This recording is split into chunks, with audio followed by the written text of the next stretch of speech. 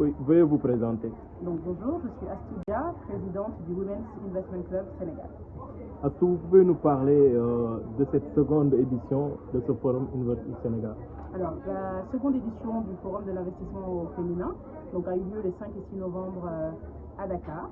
C'est la deuxième fois que nous organisons ce forum qui est vraiment un carrefour de rencontres pour tous les acteurs de l'écosystème autour de l'entrepreneuriat et autour de l'investissement au féminin. Ce que nous voulons faire, c'est sensibiliser et amener beaucoup plus de personnes à s'intéresser non seulement à l'entrepreneuriat féminin en tant qu'activité, mais également en tant que source de revenus et source de développement et source d'impact. Et donc c'est ce que nous faisons à travers des discussions, des ateliers autour de l'investissement, autour de l'entrepreneuriat, autour de l'accompagnement des entrepreneurs et ainsi de suite.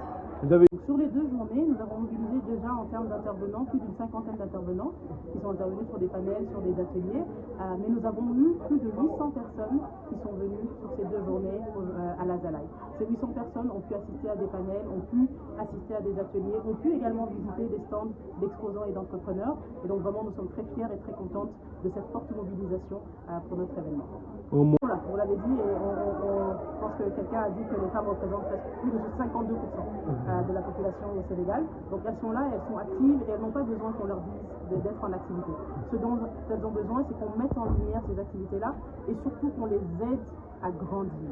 Le principal mot et tout ce qu'on fait, c'est pour que les femmes rêvent grand et qu'elles soient appuyées dans la réalisation de ces grands rêves. Qu'elles deviennent des championnes nationales, des championnes régionales, des championnes internationales et que vraiment on voit la femme rayonner et prendre toute la part qui est la sienne lorsqu'il s'agit du développement de notre économie et de nos sociétés. Alors les perspectives, c'est aussi bien au niveau du WIC Capital que de la WIC Academy.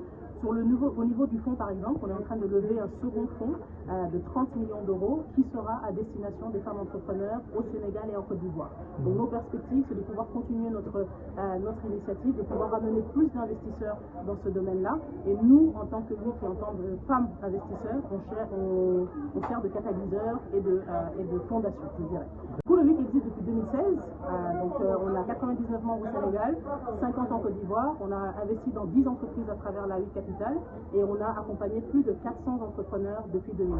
C'est-à-dire par contre que le WIC est fait pour elles pour le moment. Donc on pense à elles dans le sens où aujourd'hui, encore une fois, lorsqu'on fait des événements comme celui-ci, on l'adresse à tout le monde. Que ce soit le monde rural, que ce soit les jeunes étudiantes, quel que soit votre niveau, quel que soit où vous êtes, si vous êtes une femme, cet événement est ce que nous racontons est pour vous. Par contre, il est important de savoir qu'aujourd'hui, le WIC se focalise, comme je le disais, à créer les championnes de demain.